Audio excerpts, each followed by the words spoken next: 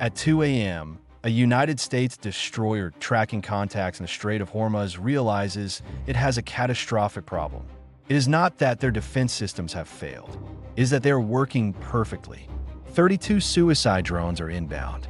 The United States ship's computer automatically fires $40 million worth of interceptor missiles to destroy $400,000 worth of drones. The United States survived the first 3 minutes of combat, but their ammunition magazine is now flashing red.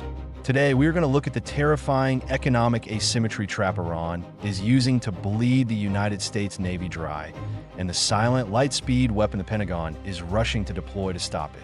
If you're frustrated by sensationalized news headlines that promise World War III every time a boat crosses the Persian Gulf, you are not alone.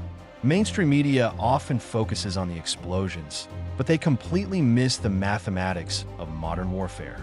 We're going to strip away the clickbait and conduct a cold, objective geopolitical crisis reconstruction. While recent headlines show tense standoffs, Pentagon wargamers are looking at the year 2026 with absolute dread. We have analyzed the unclassified tactics of asymmetric warfare, from converted container ships acting as mobile fortresses to the Goddard-class mini-submarines, to show you the real strategic math behind modern naval combat. The reality is that the next major naval conflict will not be decided by who has the biggest ships. It will be decided by who runs out of money first. The geographic choke point for this strategic war simulation is the Strait of Hormuz. This is a narrow, highly volatile waterway that serves as the world's most vital energy artery. For the United States Navy, operating in these confined waters is a tactical nightmare. For Iran, it is the ultimate asymmetric chessboard. Iran knows they cannot defeat a multi-billion-dollar United States Aegis destroyer in a conventional shootout. They lack the industrial base to build a conventional aircraft carrier. So, they apply a Frankenstein logic to their maritime strategy. The Islamic Revolutionary Guard Corps performs tactical surgery on massive 250-meter commercial container hulls. By adding an angled flight deck and bolting on dozens of suicide drone launchers and missile racks, they create mobile fortresses like the Shahid Bagheri. On paper, it is a slow-moving target. But in the narrow confines of the strait, it acts as a lethal decoy designed to lock down the energy lifeline. But the surface threat is only half of the trap. The true kill shot lurks beneath the ocean swells. While the world's eyes are fixed on the surface carrier, Tehran deploys swarms of Goddard-class mini-submarines and autonomous unmanned underwater vehicles. These predators do not operate in the open ocean. They silently approach the bellies of civilian supertankers. Imagine a 300,000-ton commercial oil tanker moving through the strait. The enormous engine noise of that merchant ship is used as a physical and acoustic shield by the Iranian submarines. For a United States sonar operator, searching for a 150-ton mini-submarine under the shadow of a giant oil tanker is like trying to hear a mosquito buzzing in the middle of a blazing rock concert. It is an acoustic trap. The Iranian submarines lie motionless on the seabed, littered with metal debris. With all main engines shut down and only minimum battery power maintained for life support, these vessels blend completely into their surroundings like lifeless rocks. If the United States mistakenly fires a torpedo at the acoustic signature and hits the oil tanker, a global environmental and economic catastrophe would erupt immediately. Iran uses civilians as human shields to set the stage for their final blow. This leaves the United States Navy with a paralyzing decision. Do you fire and risk incinerating the global economy? Or do you hold your fire and let the enemy maneuver into a lethal firing position? This brings us to the core of the economic asymmetry trap. The adversary deliberately creates a matrix of real and fake targets to saturate the Aegis combat system. The goal is not necessarily to sink the United States ship with overwhelming firepower immediately. The goal is to force a $1.9 billion vessel to expend tens of millions of dollars in expensive ammunition on cheap unmanned aerial vehicles that cost only a few $1,000s each. This is magazine depletion. In modern naval warfare, The Aegis system is unparalleled in its ability to track and destroy targets.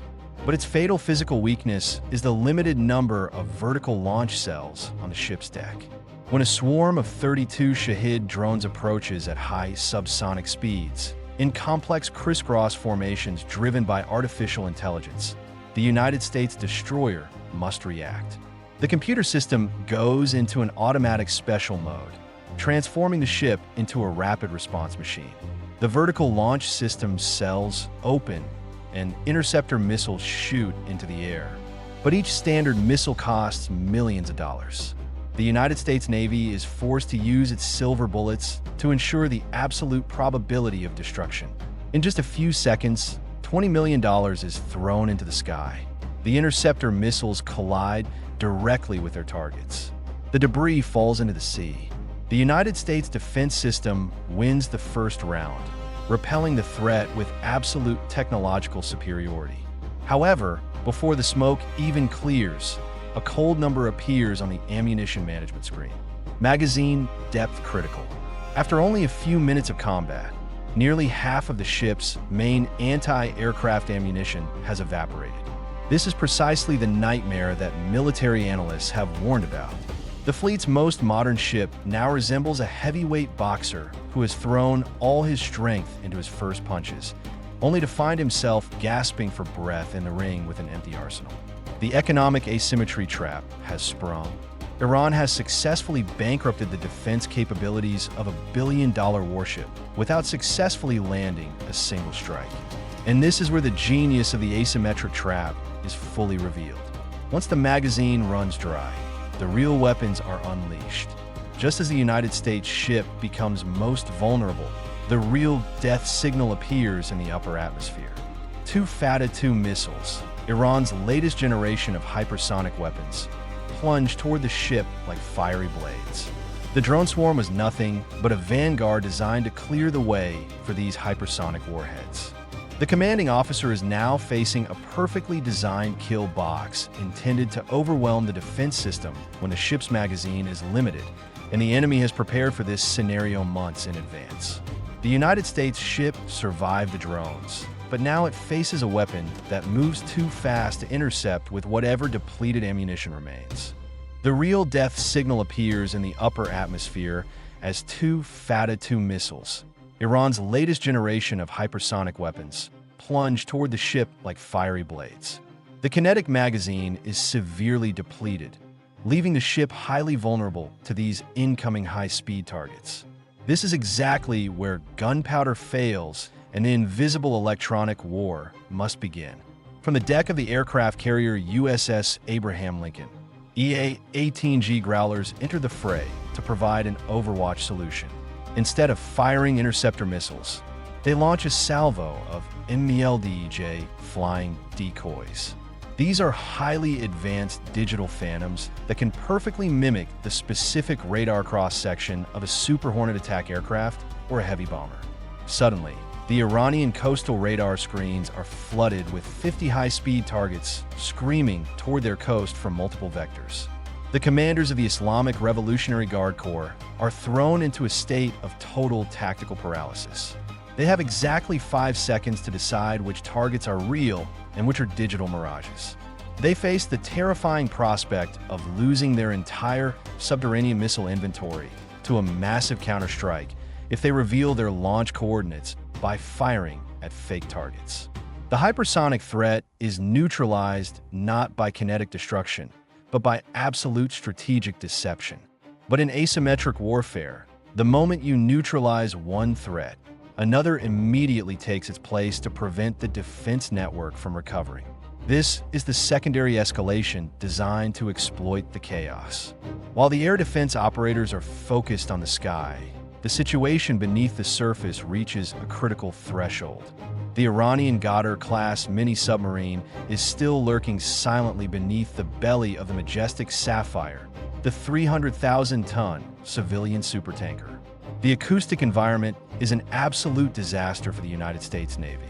The massive engine noise of the commercial vessel creates a thick layer of acoustic clutter, rendering traditional sonar systems completely blind.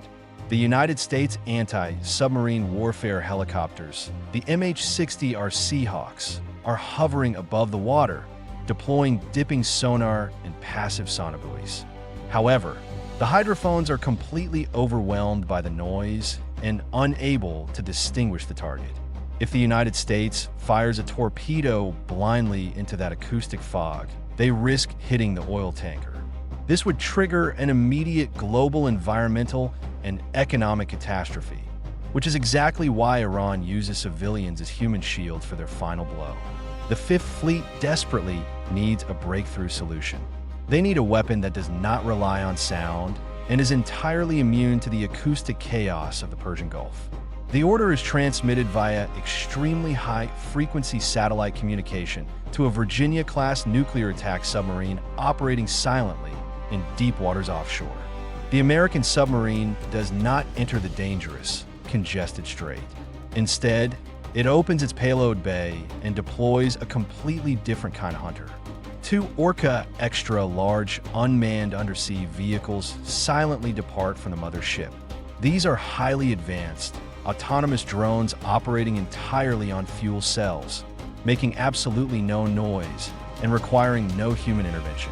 The key to this operation is a fundamental shift in the search methodology. Instead of using sonar, which has been rendered useless by the enemy's acoustic masking, the Orca drones use a new generation magnetic anomaly detector system. They combine this technology with blue-green laser scanning. The two Orca drones dive deep to the seabed, weaving through submerged reefs and entering the operational area completely undetected. Their artificial intelligence systems begin mapping the local magnetic field of the ocean floor. No matter how well the Iranian Ghadar-class submarine is hidden acoustically, its physical metallic presence cannot be erased. Its steel hull creates a distinct, localized magnetic anomaly. After 12 tense minutes of scanning, the artificial intelligence on the Orca detects a massive irregularity. A block of metal with a fresh, dense magnetic signature is nestled directly below the shadow of the oil tanker. A green laser scans the anomaly and reconstructs a three-dimensional image. It reveals a 29-meter-long cylinder with a distinctive command tower. The target's camouflage has been completely stripped away. Precise positioning data is relayed from the Orca directly to the command center. At this very moment, the Iranian submarine captain realizes his magnetic signature has been exposed. Knowing there is no turning back, he decides to take a life or death gamble. The sound of a high-pressure torpedo tube flooding rings out clearly through the United States hydrophones. The enemy is loading their high-speed, super cavitating torpedoes, locking onto the American destroyer. The situation devolves into a small-scale, mutual kill scenario. If the United States launches a standard demolition torpedo, the explosion will signal the Iranian submarine to fire its weapons before it is destroyed. Time is now measured in seconds. The fleet commander must make an immediate decision. The United States must neutralize the devastating attack without sparking an all-out war. The final decision is to execute a non-lethal mission kill. An MH-60R Seahawk helicopter swoops down and drops a Mark 54 torpedo. But this is not a standard attack. The torpedo's warhead has been explicitly reprogrammed.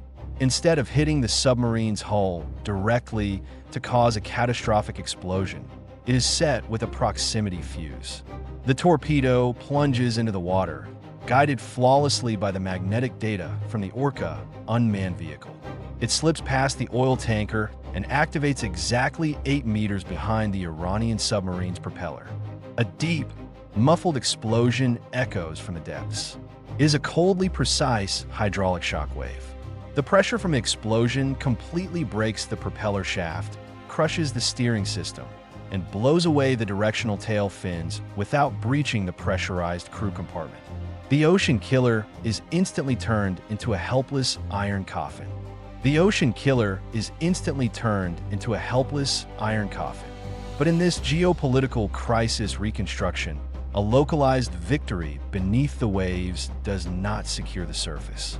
The United States destroyer is still trapped in a hostile environment, and its vertical launch system cells are dangerously empty. The commanding officers aboard the USS Delbert Black know that the true test of their survival has only just begun. The Iranian strategy relies on relentless, overlapping waves of attacks to prevent the defense network from resetting.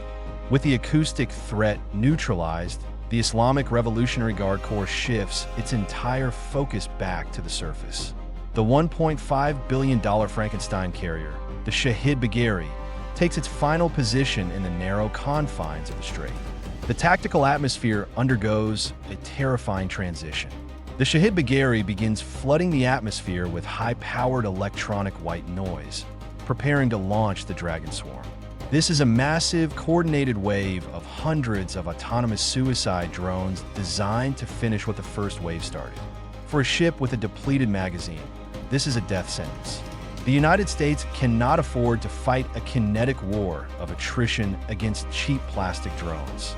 This is the exact moment the invisible war of electronic attack must take absolute priority over gunpowder. High above the strait, two EA-18G Growler electronic warfare aircraft from the USS Abraham Lincoln have already established a high-gain digital tether with the destroyer's combat system. Together, they're not just flooding the airwaves with generic jamming noise. They're preparing to execute a spectral autopsy. By utilizing machine-assisted signal processing, the United States Navy's electronic warfare specialists identify the exact timing intervals and data checksums that keep the hundreds of incoming drones synchronized. They recognize that the swarm operates as a single lethal hive mind. To break the swarm, the United States does not need to hijack every individual drone. They only need to introduce chaos into the collective logic. The Growlers transmit a concentrated, surgical blast of corrupted data directly into the enemy's control links. They successfully corrupt exactly 15% of the data packets. The results are instantaneous and catastrophic for the adversary.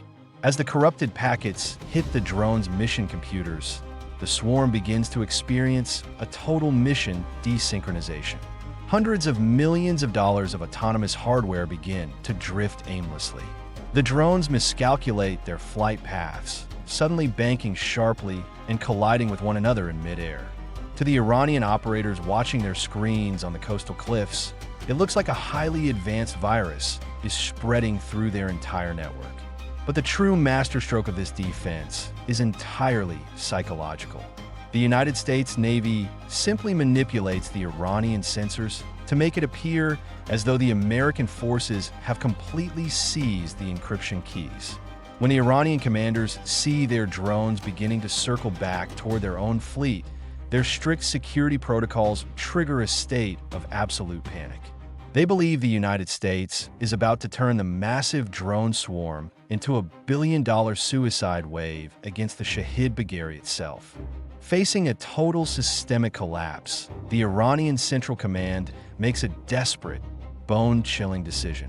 Fearing a complete American hijack, they issue the emergency self-destruct order.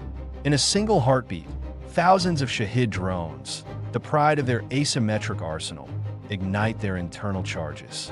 They plunge into the churning waters of the Persian Gulf like burning titanium rain. The Dragon Swarm is erased from existence by the hands of the very men who launched them. The humiliation of the drone swarm pushes Tehran into a state of strategic desperation. The loss of their asset demands an immediate, visible escalation. This is the deadly dip prevention built into their warfare doctrine. If one asset fails, a cheaper, more aggressive asset is immediately deployed. From the dark horizon of the sea, white foam streaks begin tearing through the surface. They are hurtling toward the United States destroyer at a frenzied speed of 50 knots. The ship's electro-optical sensors immediately identify the new threat. 20 unmanned suicide boats are closing in like a pack of hungry sharks. They constantly change direction randomly to avoid machine gun fire, turning the sea into a deadly, unpredictable chessboard. At the precise same moment, Iran's coastal radar stations suddenly change their transmission frequency to continuous wave illumination. They're locking onto the Delbert Black, to guide a weapon that American long-range radar had temporarily missed.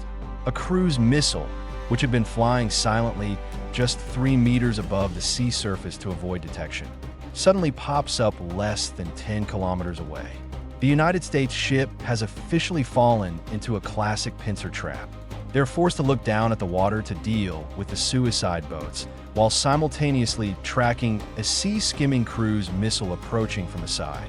The ship's last line of defense, the Phalanx Close-in weapon system, begins spinning up its barrels. It fires a massive barrage of 20mm rounds to create a fire barrier. However, the deadly physical weakness of this mechanical defense system is quickly exploited. The mechanical gun can only fire in one direction at a time. When the barrel turns to the port side to shred an incoming boat, the starboard side of the ship is completely exposed. The missile arsenal has exhausted weapons suitable for extremely close range.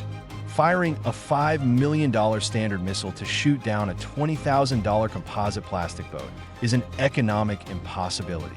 In that moment of pure chaos, one suicide boat slips through the defensive fire. It explodes violently just 50 meters from the ship's port side. The powerful shock wave throws tons of seawater onto the deck, causing the electronics in the command compartment to flicker and the aft radar to temporarily lose signal. The billion-dollar warship shakes violently. It faces the very real risk of being completely disabled by the most primitive weapons in the enemy's arsenal. The mechanical cannons have reached their physical limits, and traditional ammunition has become mathematically meaningless. It is in this exact fraction of a second that the commanding officer makes the decision to activate a weapon the enemy could not possibly anticipate. Helios, the 60-kilowatt high-energy laser system, secretly integrated into the fleet's upgrade package, officially enters the fray. This is the directed energy solution that completely flips the script on the economic asymmetry trap. Unlike the deafening roar of missiles or the mechanical grinding of naval guns, Helios is a completely silent killer.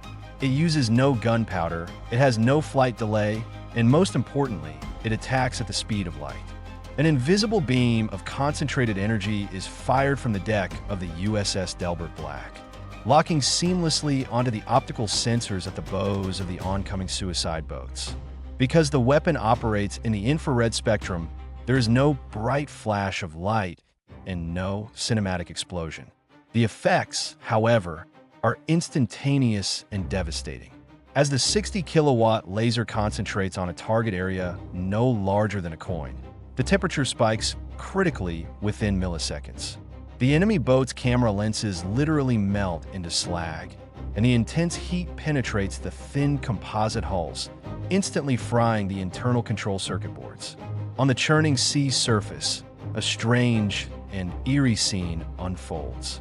The robotic sharks that were speeding toward the destroyer suddenly lose all direction. Stripped of their electronic vision and guidance commands, they begin running in erratic circles or simply power down, drifting harmlessly on the ocean swells. But the most critical threat still remains.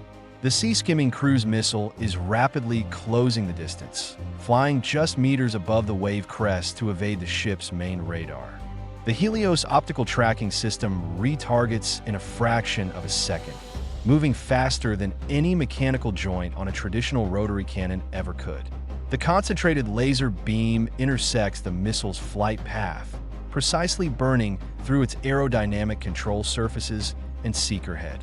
Stripped of its ability to navigate and rapidly losing structural integrity, the missile violently wobbles, stalls, and plunges straight into the sea, creating a massive column of white water just a few hundred meters from the destroyer's hull. The $1.9 billion warship survives this complex ambush thanks to a spectacular, last-minute technological reversal. This is the exact moment the mathematics of modern naval combat shift entirely. The United States Navy just neutralized a deadly, multi-layered surface threat without opening a single vertical launch cell and without expending a single round of 20mm ammunition.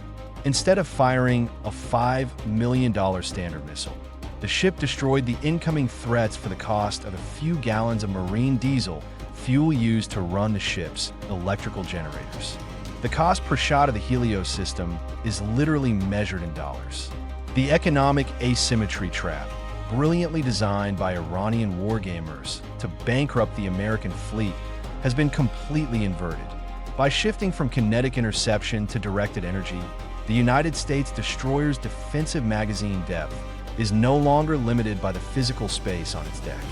Its ammunition capacity is now theoretically infinite, limited only by the amount of fuel in its tanks. However, in a geopolitical crisis reconstruction, passive defense is never enough to secure a decisive victory.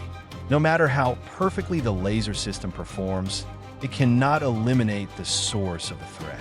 The enemy forces are still lurking in the shadows.